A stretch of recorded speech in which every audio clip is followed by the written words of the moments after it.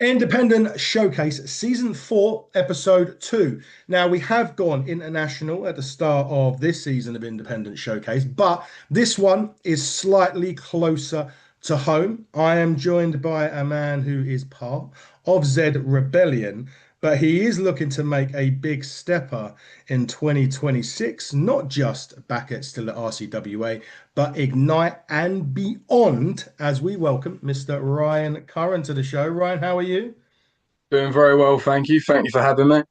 Oh no, thanks for coming on. The final member of I've had all the rebellion now, as it stands. Anyway, you're the last man or part of the Oh, rebellion that I've. really? I Yeah, was last to the party. Saving the best for last, was it?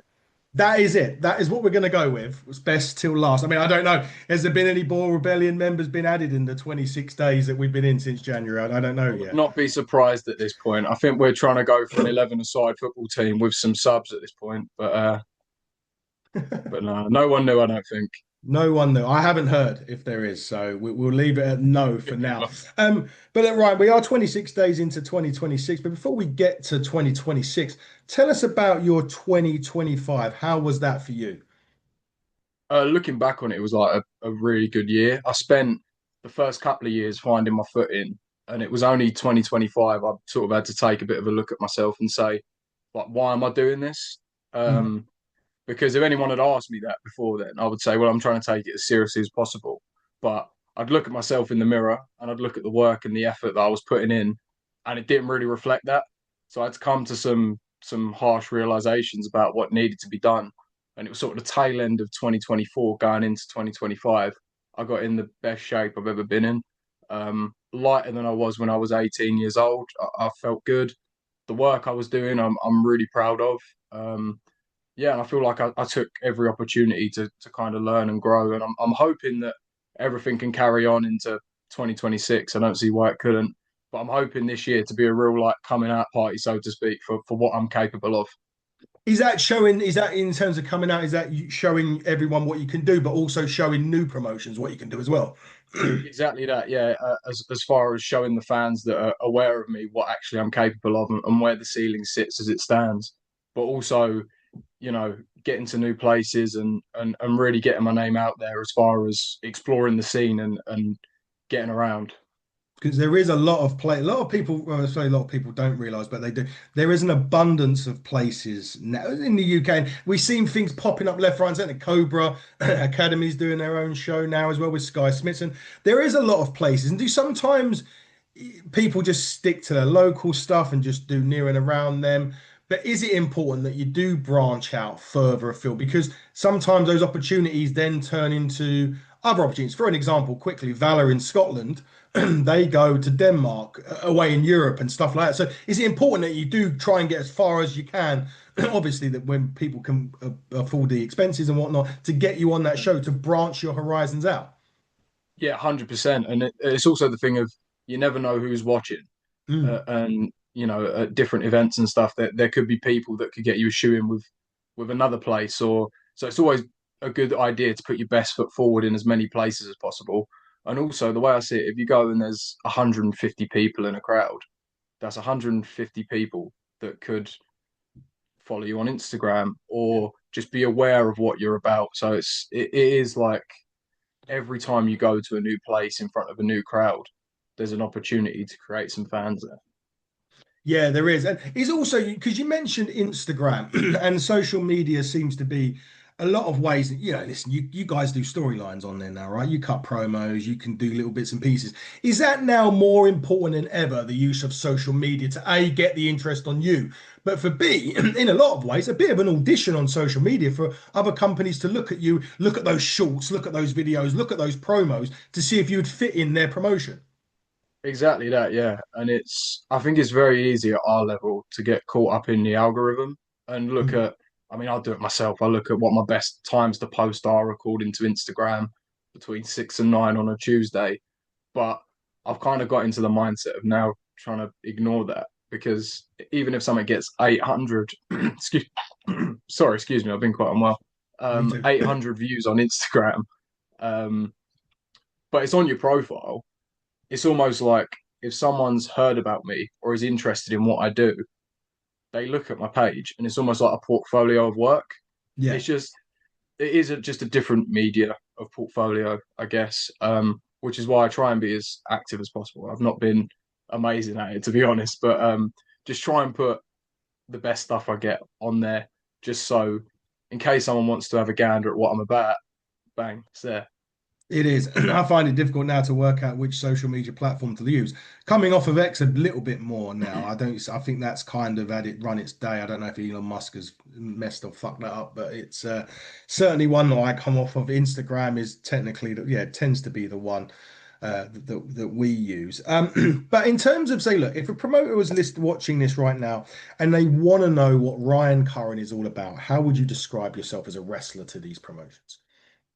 How I describe Ryan Curran as a character is fun to watch because he's the sort of bloke that goes into a pub on a Friday night, starts a fight, gets knocked out, turns up Saturday the next day to do the same thing. Sometimes he wins, sometimes he loses, but he's always got something to say. And if he gets chinned, he will get back up and happily do it again. So I think there's a little bit of something in that. It suits my style, although my style's changed a little bit. But I like to think that I can give the crowd something to love or admire and reward it with a good scrap. Yeah, that is a pretty good analogy of what I've seen of you anyway. I certainly agree with that. But you mentioned changing your style. Is that something important that are you still kind of finding your style a little bit in wrestling?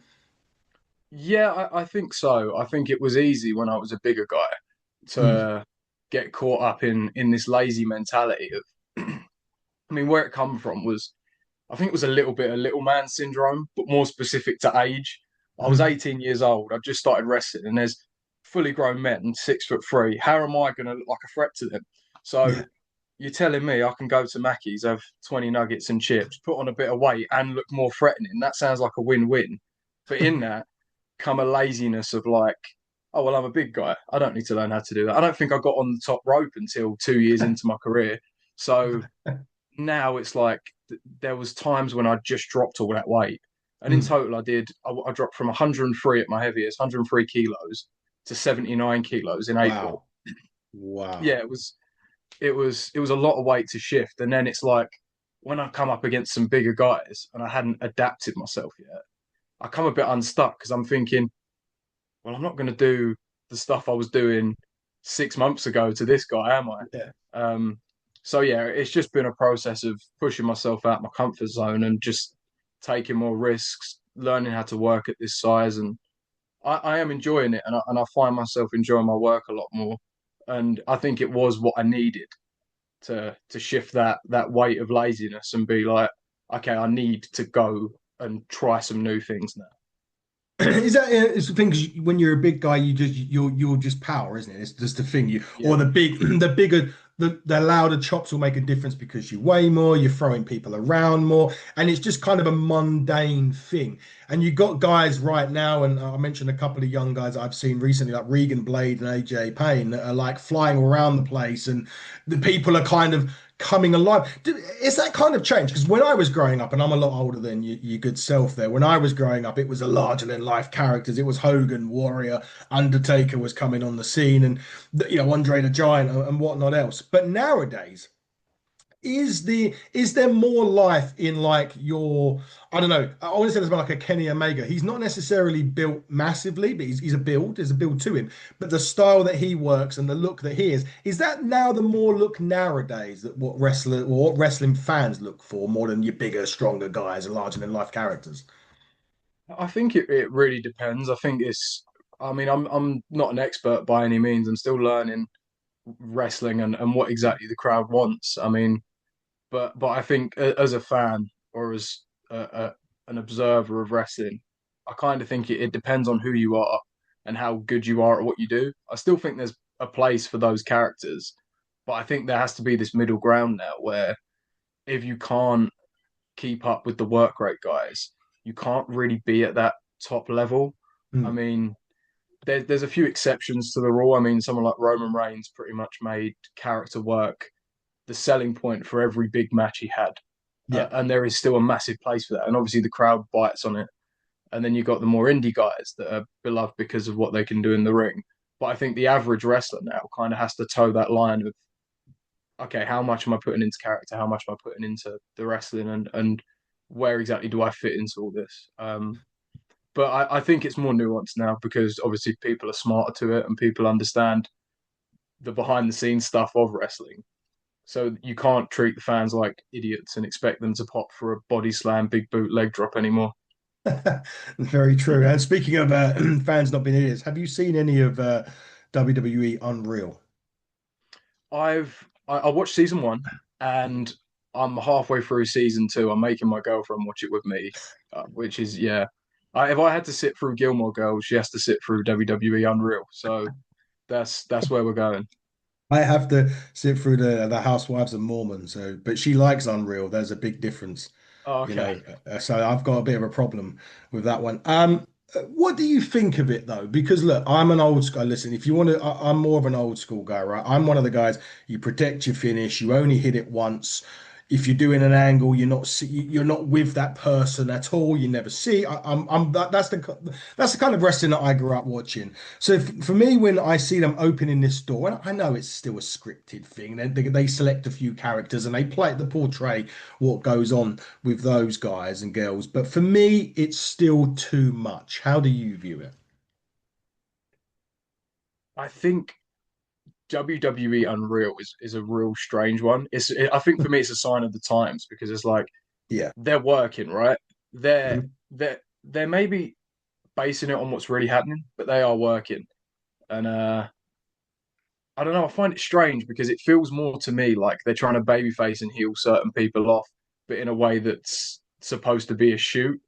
Yeah. But I mean, I think you can see through it for the most part. But it is entertaining, I suppose, if you're not in the loop, it can get you invested. Like my girlfriend does enjoy it, and like she starts to invest in certain people. Like she really likes Chelsea Green because of the way she's portrayed on the show. And I'm thinking, you're making baby faces to non wrestling fans through that show. So I can see it as like a they are still working, but Mm. I don't know. It's very I think it's at this point you can't really get away from the reality of wrestling and the performance side of it. So Mm. rather than kind of in that era of like 2010s WWE where they just treated the fans like idiots for the most part, except for the odd wrestler on the show like CM Punk that would have a wink at the audience and try and be a bit smarky. I think now you kind of have to adapt or become a relic of the past, I guess. Yeah, definitely so. Yeah, so I'm very much a don't open those doors. Even though very backhanded compliments to Chelsea Green from Michael Hayes, by the way, in my opinion, when I was listening to that. But look, more about you. Look, you were training and you've done all this.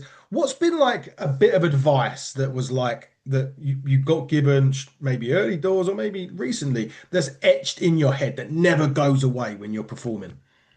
Um, well, the most recent bit of advice I got this won't be my answer, but from someone very respected and considered one of the best in the world, said to pack on some size. So that's what I'm trying to do at the moment, and doing that clean is it's a real change of pace for me. I can lose weight fine, but packing on the muscle is without putting on any fat is hard.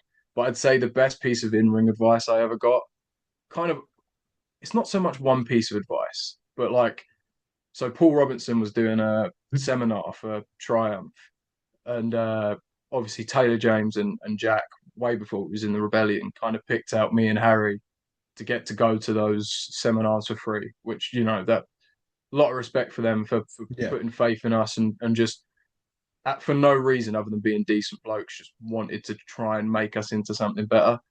And we was doing the seminar with Robbo, and we did a bit of tech, and he said, "Okay, do 30 seconds of tech for us." And he said, "Right, now I want you to prolong that for 2 minutes." And just through that one exercise, I kind of got a feel for what actually matters in wrestling Mm. and selling the struggle of a hold and those little in between moments. If someone's got you in a wrist lock, reaching for the ropes, they wrench it, you pull back, you sell the wrist.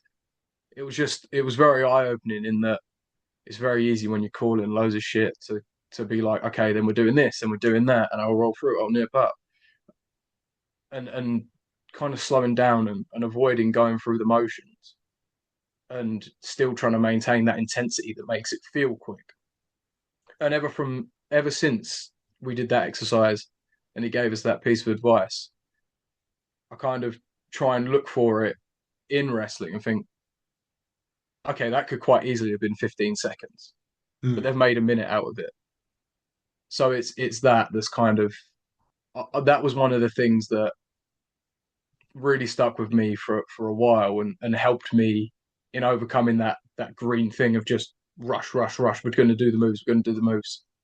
Yeah, sometimes it is like less is more, right? In a lot of ways. Yeah, And it's about how you react to certain things going on. Facial expressions as well when you're in a hold. You're not going to want to be, you're in a wrist lock, the last thing you're going to want to do is be laughing or do, of course. facials. Yeah, It's making, as you said, just make the struggle real, right? You're trying to reach to the ropes, they pull it away, selling it a bit more because they pulled it away and they put more pressure on, etc., etc. That's a really good bit of advice. That's interesting how you kind of you turn a second into a minute in a lot of ways yeah, by doing little yeah. bits No, and pieces. definitely.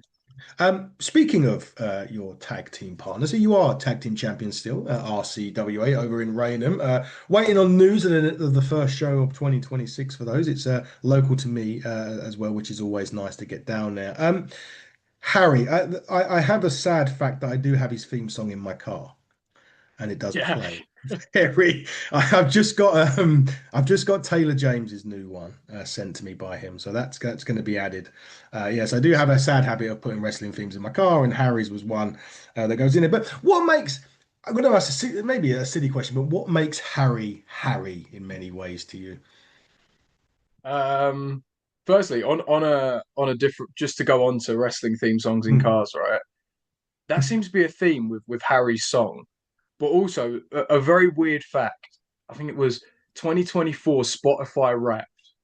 Ted Sabin's top song of the year was my theme song. Just right there, Brilliant. number one. Number Boom. one. He's a big fan. What can I say? Um, but what makes Harry Harry? I don't know how much I can say on a podcast that's going to get posted online. Um, but no, he's Harry's Harry's a character, like Hmm. in wrestling and out of wrestling. Like he's very much a character, and he's a big personality. And I think people attach themselves to Harry very easily, and it helped me out when we first started teaming. Like when I didn't want to do character stuff and I thought I was Ken Shamrock, having Harry next to me, having Harry next to me really did something for the crowds. And then I think a bit of that, I will say actually a lot of that rubbed off on me and kind of I learned how to do character work by observing and being with Harry while he was doing it while we were tagging. Um, yeah, just personality, um, arguing with small children, um, really someone who's also attention to detail and cares a lot for the story side of things. And sometimes I have to say, well, I don't have to say to him. I do say to him, "Oh, don't worry about it. It'll be fine. No one cares." But he will so often, more times than not, just when we're planning something or thinking of a new spot or thinking of something, he'll come up with like a reason why it doesn't make sense. And I have to sit there and think, as much as I really wanted to do this, you've got a fantastic point. That is shit. So so yeah, I think we kind of have checks and balances on each other, but he's so switched on and he thinks about wrestling all the time. And like you can't really fault him on a lot of what he says as far as like putting things together and how he thinks about wrestling. So yeah, big personality and lots of attention to detail. That is him and Big Mac, of course. The Big Mac, of course, yeah, yeah. Yes, not Harry Hot Dog as Sue likes to call him. He won't like it. He won't appreciate it. But you mentioned there about attention to detail because I wanted to bring up your last match at RCWA against the First Class Flyers, who coincidentally, like yourself, will be debuting at Ignite, which we'll get to in a minute. What I really liked about you guys, you two specifically, and I mean, First Class Flyers were flying around everywhere. They were great. They were exciting. Don't get me wrong. But what caught me as an old school wrestling fan and what you and Harry did so well in that one, it was like a classic old school tag, an 80s/90s old school tag. You were cutting that ring off. You wouldn't let the tag happen. You were focusing all the energy, all the moves on your side of the ring. Nowadays, I think that's a lost art. I mean, I don't know if Harry planned it or you even know that you've done it. But for me, generally, I don't know what your thoughts are on that match, but I just thought that was such a refreshing thing to see in a tag team division that you don't really see much anymore. Yeah, yeah, I appreciate that. Like I heard what you said when you was reviewing the show, and Mm. I'm glad that you saw it the way we kind of approached it. I don't think it's so much of a conscious thing of like before we go out there, we think, okay, we're going to cut the ring in half, we're going to do this. I can't remember who said it to me. It was I must have seen it in a seminar or online or something.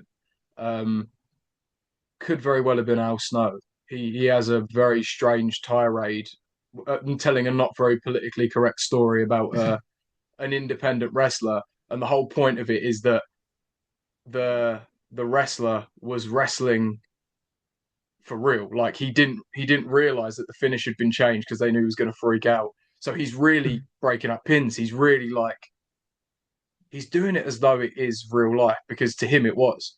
And someone said something similar of like when you play the WWE games to win the match, you have to run across the ring, knock the partner off the apron. You've got to Yeah. keep them in your side of the ring to stop the breakups. Mhm. And it's so true. Like whenever we have tag matches now, I'm always looking to if I'm tagging Harry in to be between them and their partner, or to be between them and their partner anyway, or to make sure I'm keeping them a safe distance from being able to tag. Mm. And it was such a fun match. Like for that reason, I find with the tag stuff more, especially as a heel, like I can take my time and enjoy it more and enjoy the thought process behind the wrestling while I'm doing it. Take more moments, and that match in particular, I really felt it. I mean, there was a couple of things I would have changed looking back on Mm. it, but overall, I was so happy with that match. And when the crowd's there for it as well, like putting heat on baby faces for ages is typically boring, but at Raynham at RCWA, they always buy it. And you know, Harry's had heat there for a long time, and I think I'm just getting there now. So it's like it was just super fun, and it was the perfect way to do that match. And like you said, we didn't compromise them being able to do their flippy stuff, and we got Mm. some cool stuff in. Like Yeah. it's the first time we did the sidewalk slam diving headbutt, Yeah. which is one of the most geeked up moves. But yeah, no, I really enjoyed that one, and it was very much like an old school tag match with a new wrestling coat of paint. Yeah, that's why I like watching NWA for my sins, right? It's an hour a day, but it does exactly what you just said there. And a finish is a finish. And don't get me started on that. So we'll leave that bit there. But yeah, I thought that RCWA show, top to bottom, was probably the best show that I've seen of RCWA. So that was a really good way to end the year there. We'll break off from the chat now. We'll do some random stuff, some random wrestling questions. First things first, look, it's Royal Rumble week, right? It's my favorite pay-per-view. Saudi Arabia, is what it is. It's a great. I get to watch it at 7 o'clock at night, so I can't moan, right? But look, there's a men's and a women's rumble. I don't want surprises unless you think a surprise is going to win a rumble. But who would you say right now, as of the Monday that we're recording this, is going to win the men's and the women's Royal Rumble? This is where I'll be completely honest. I don't follow the product like actively Yeah. anymore. Mhm. I just see clips on social media. Um, I see they've injected Sami Zayn back into the main event, so Yeah, I he's don't. actually. Yeah, he's not going to. I don't know if he's going to be in the rumble now, but yeah, you're right. No, Yeah. no, I don't know. It's a tough one. I mean, I don't know what the storylines are right now. I'd very much like to see someone fresh win it. Yeah. Like, um, what are the world title matches on the Rumble? There's only Is it one, and it's Drew and okay? Sammy. Okay. Um, I mean, someone like I don't know what they're doing with him at the minute, but Bron Breakker would be a good shout. I mean, that would have been like my back end of last year pick for it, but I see they've put him in the title picture kind of already. Mhm.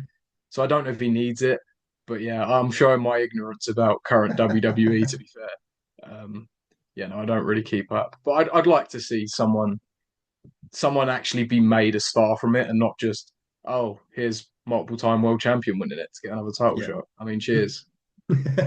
I get that. And I remember what I did like once is, and they didn't do it at the Royal Rumble, but they brought back Jesse Ventura, someone that obviously I grew up watching, and he done a match where the winner of the match would be someone that's never had a title shot. and he's going to get one. They had that match. Sheamus won it, and then Sheamus went on to beat John Cena at TLC for the heavyweight Yeah, I championship. remember that. Now, that's something like that that I would like to see. I can't choose who I'm going to pick to win. The reason why is I'm part of a podcast prediction league that we created with about 11 other podcasters. Don't want to give any secrets away just yet. Anyway, being that we are Monday and the show is on Saturday. So you can wait for mine. They will be out later on this week along with everybody else's. But on the subject of wrestling and wrestlers, but more importantly, the wrestling theme songs. We've spoke about this a minute ago. Ted Saban's your favorite, obviously, or Ted's he's your favorite theme song or whatever Harry where it works on his Spotify. I've already mentioned that I've got Harry McDonald's on mine. I used to have Smashing Mike's on mine as well, but that disappeared recently when I lost all my songs. But in terms of theme songs, and I don't know what your favorite what your favorite music is, but if you had to choose a top five of your favorite theme songs that you'd always like to listen to, whether that's in the gym, in the car, or whatever, what are they going to be? Evolution, Yes. Yeah, Evolution. yeah. Batista's. I mean, whenever I hear Batista's, I've got to do the machine gun and pretend there's pyro behind me. Yeah, I was sitting right on the end of a line once on SmackDown, and they put that pyro next to me. Really? Wouldn't recommend it. Eardrums just burst, yeah? I got that was the same show that I got sparked on my head with the pyro that it shot down on SmackDown. No So that way. that that got me, and then I was sat right next to them. Batista's pyro went off, and then Booker T's flame shot up, which was very syringe your eyebrows. But go ahead, sorry. But Evolution Batista, there's two. Uh, Randy Orton's What one? old theme, Burning My Light. Do you know that's quite funny you said that because all of the young kids I've had like Isaac Blair on, AJ Regan, they've all said "Burning My Light," and I'm thinking like I suppose that was when they Really? were growing growing into it. But I was like, wow, that's quite an interesting one that you mentioned "Burning My Light." Do you know what it is though? It's because like we grew up, like when you hear Randy Orton's theme song every night, it's like, oh, it's Randy Orton's theme song. And then suddenly you play like SmackDown versus Raw 2006 or whatever, and Yeah, he's got this sick song. And you're like, when did he have this? yeah. Yeah. And it was the same with Kane. I'm going to put Slow Chemical on there as well because that Ah, was when I realized he had a song that had words and it's an absolute banger. It's still a banger. But I yeah, would Burning say My what Light. I'd say with that is never be close to that pyro either, or at least know when it's coming I because bet it's warm. well, it's not even the fact that it's warm; it's the fact that he had it once where the pyro would go off before the song. So you wouldn't know that he was coming out. So they've done this angle on Raw. So I went to the first Raw show they ever televised over here in the UK in Manchester, the MEN Arena, and he was in a storyline at the time with a guy called Lita and a guy called Gene Snitsky, and the storyline is that Yeah. Snitsky killed the baby, and he ended the promo with the only thing dead around here is your baby, which of course got a massive groans, and I was like, oh my god. Anyway, in the ring, Diabolical. a fatal four-way tag team match has started in the ring, and we're in there, and obviously you're laser focused on that and then this fucking orange ball just bursts. And I mean, literally, in fact, fuck, I didn't have a heart issue then because I think I may have snuffed it because that's when it's when you'd least expect it. So Kane's, I Yeah. love the song, don't like the pyro of it, but you got Crazy. one. Kane jump scares. Yeah, they should do that, shouldn't they? Yeah, That would be shit. that would be a weird. Right, last one, last song for Last you. one is I'm gonna go with Jinder Mahal's theme song. His last one. No, not the last one. The one called Sure. That is an absolute banger, mate. That is like I'm a huge Jinder Mahal fan, and that is a tune.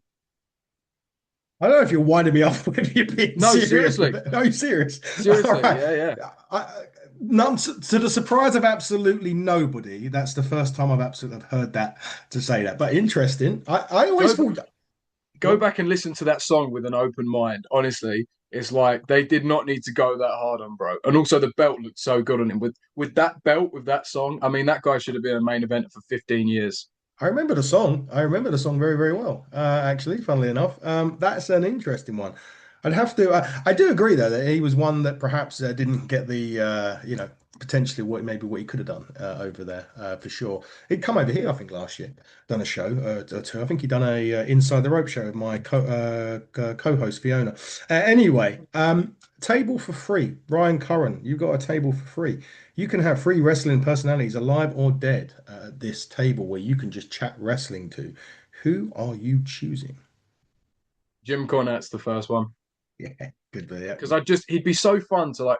Firstly, his knowledge of the business is Yeah, unbelievable.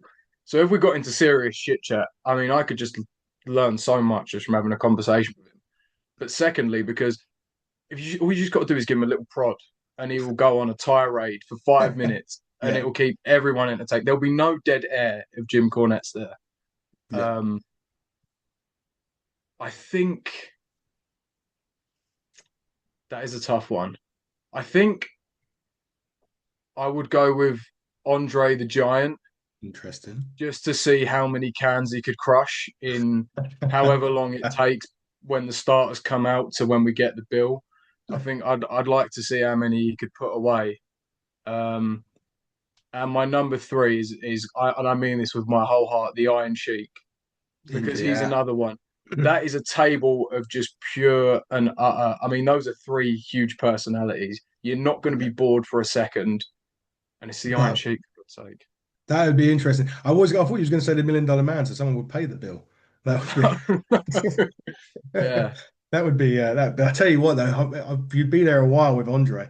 That's for yeah, sure. There's definitely. there's no doubt. Cornet, I love, and I love his stuff. I listen to his shoot interviews quite a lot that he does, and he tells a great story about Brian Pillman and how they were going to try and get him over in WCW and what they were going to do. He was obviously the manager of the Midnight Express at the time, and basically they'd shot the angle on I don't know if it was on television or whatnot. They'd done all these promos. Basically, what it was is Brian Pillman used to have a raspy voice, and it was actually due to the fact that when he was a kid, he had some issues and he had a lot of operations, so it gave him a raspy voice. And what they were going to do was I think he had the racket over his throat, and one of the Midnight jumped off the top rope and landed across the net. Basically, was putting Brian out, and they'd done all these promos, Brian, where he couldn't speak, and his tag team partner at the time, Tom Zenk, was doing it all. And the idea was the end of the storyline was he was going to come back with Tom Zink. They were going to beat the Midnight, and he was going to get 5 minutes with Cornette, and basically shoot Brian Pillman over, ready for a match with Ric Flair for the WCW Heavyweight Championship. And it got vetoed halfway through by the head of creative on WCW at the time, and he goes off on a fucking triad on this. I was about, as you say, why? But it's a great story to listen to That with sounds amazing. I'm surprised I've never heard that one. Is that recent or No, so he done a what's called a timeline of WCW with Sean Oliver. uh You can actually see it on YouTube, but you'd have to watch both years because they don't do it singly, I don't think anymore. But if you put on their Jim Cornette timeline, it's like a 6 hour thing. So you'd have to yeah, find the actual storyline, the story on there. But it's a great story. It's also just so because his idea was he wanted to get people that basically he wanted the fans to jump in the ring and try and beat the shit out of him. That's yeah. what they were trying to get out of it, which was so good about it. But yeah, check, if you ever you got spare 6 hours, or you can try and find it, hit it on YouTube. That's Oh mate, I could listen to Jim Cornette for double that. Honestly, it's like I mostly watch like his YouTube stuff, but mm, I do think he's overly pedantic with the modern stuff sometimes. I think his yeah, mentality is a little bit stuck mm, in the past. yeah, But his criticisms, even if you don't think they're valid enough to warrant the strong reactions that he has, mm, there's always a little nugget of information that you can take in there and yeah, apply to what you're planning and what you're doing. He's probably one of the most knowledgeable people around. In like, yeah.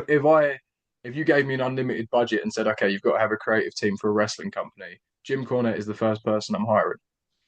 Well, that's another question I need to add to my list of questions. I'm going to have that. I'm going to nick that. Thanks, Ryan. I'm going to take that on Right? to our other one. Who would you choose in that Who would I case? choose? Yeah. I would just, I would just get Jim Cornette, hand him a book, um, and I think I don't know who else. Maybe might just chuck Jinder Mahal in there just to throw a spanner in the works and just get him to do some work. He's I know he's busy doing his indie dates now, but I'm sure he could make some time for me. I'm a big fan.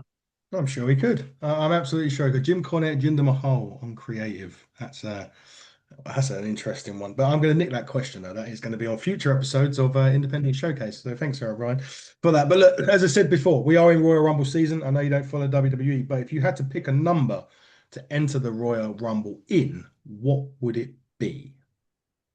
Definitely number one. Oh, you want to go from coast to coast? Yeah, I want my full entrance. You're not taking that away from me. I'm not running. I'm not.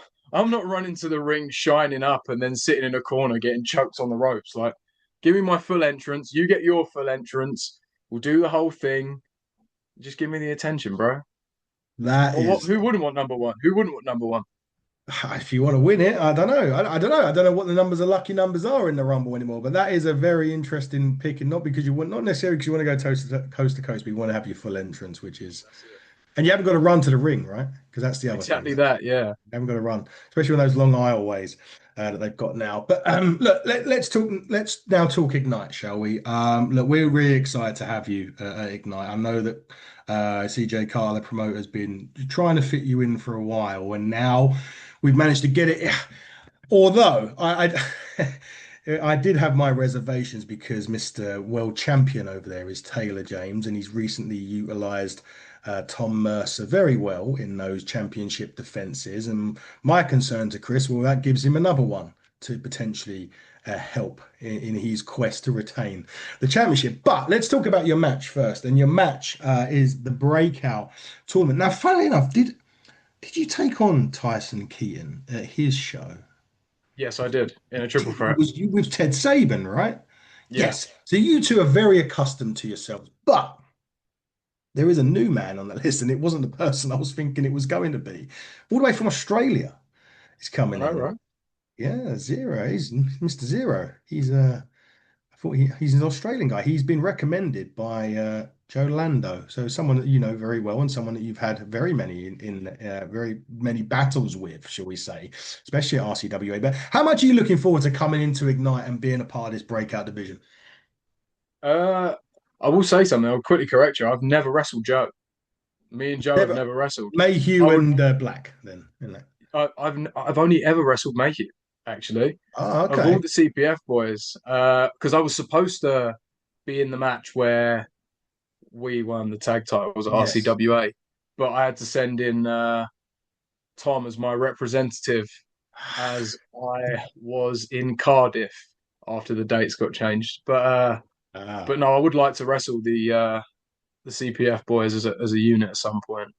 But um, but yeah, no. Going back to the question, Ignite, I'm very excited about it. It is something I've wanted to do for a while. Like it's been a goal of mine for a while.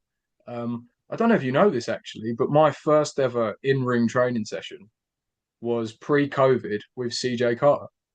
yes. He did tell me this. Yes, I Yeah. do. Yeah, I did. Which is it's nice to look back on and to cross paths again in this way as well. And you mentioned Taylor James, like seeing what he managed to do with Ignite, almost Yeah. using it as a springboard to take himself up a notch. Like I saw the work that he was putting in, Mm, and to me, it's very clear that Ignite was one of those bridging places where he was able to take himself up a level. And I mean, just look at the work he's doing now, and I yeah. think it speaks for itself what the opportunity can do. So Yeah. my career has kind of shadowed the career of Taylor and Jack pretty much step for step. So then looking at where Taylor is now and getting the chance to step in the ring at Ignite fills me with a desire to make the most of this opportunity because Mm, I know what it could do for me if I really take it with both hands. So yeah, it's an exciting prospect, but I can't look too far ahead. I've got to look at what's in front of me. I'm excited for the show, and yeah, hopefully I get to show everyone at Ignite what I'm really about.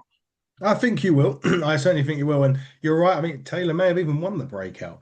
I think he may have won the Ignite breakout. I wasn't there at the time, but I'm pretty sure they did. But of course, there is another championship there, which is our championship, the Hitting the Turnbuckle Championship. Now, obviously, we've got a championship match there. Chris Aries, who I call Mr. Happy because of his infrequent use of smiling in any picture that he gets, will take on Aluna for the championship. And I know that he's destined. He thinks he's his destiny to become the Grand Slam champion. But Ryan, of course, this opens up potentially an opportunity down the line for you to compete for our championship as well. 100%, yeah. I mean, as long as I'm taking home some gold, I'll go wherever it is, mate.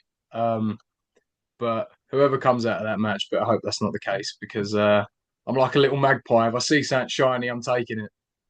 Well, there you go, Chris and Aluna, whoever walks out of that championship. And you also get an opportunity to try and cross as many wrestlers off of your bucket list. That's one of the things that we try and do when with our championship, with our champions, is give them the matches that they would like to have or on their bucket list, if possible, of course. But look, Ryan, we're going to start to wrap up now. And on that note, look, we've mentioned you're going to be at Ignite in February. February the 15th, 96 event, right? Go to that right now. I think we're getting to less than 20 tickets now before we sell out. So get there quickly to see the Big Stepper himself in action alongside his Rebellion partners, Tom Mercer and a Taylor James, defending his championship. I can't even remember what Tom's doing. Ignite, apart from being a fucking nuisance. We'll see what happens. But look, if someone, if promoters out there want to book you, what can you announce that you've got coming up? And also, where can people book you for shows? Where can they get in touch? As of right now, I've got some dates for WrestleForce. Naturally, I'll be at RCWA. Of I've course. got Ignite on the 15th. But because I have terrible memory, if you want to see the actual dates for these things, you can go to at Ryan Curran PW on Instagram. And yeah, come along, see me wherever I go. You can't miss the show. I'm doing some good bits right now. So yeah, come along, make your voice heard. Boo me, cheer me, I don't care. Just come along, follow me on Instagram.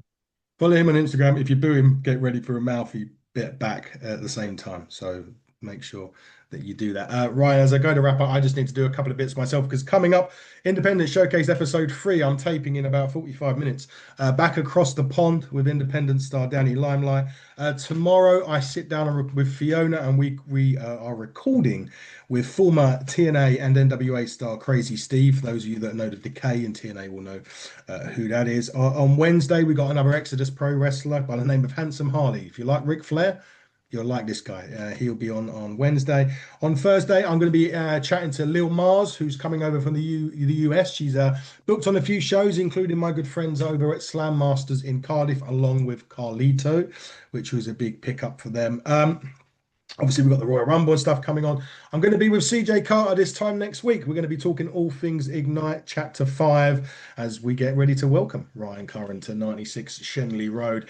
And of course, I can't go anywhere without mentioning our sponsors. And those sponsors are your taste buds' favorite energy drink, no, not Monster, Dubby. And if you go onto Dubby and you type in HTT Buckle at checkout, you will get 10% off your order. So make sure that you do that. And a big thanks to TNA for giving us Tom Hannifan last week. We look forward to having some more of your superstars on in due course. But Ryan, it's been fantastic talking to you. Thanks for taking your time out of your day to come and speak to us. And we look forward to seeing you on February the 15th. Thank you very much for having me. I'm looking forward to it.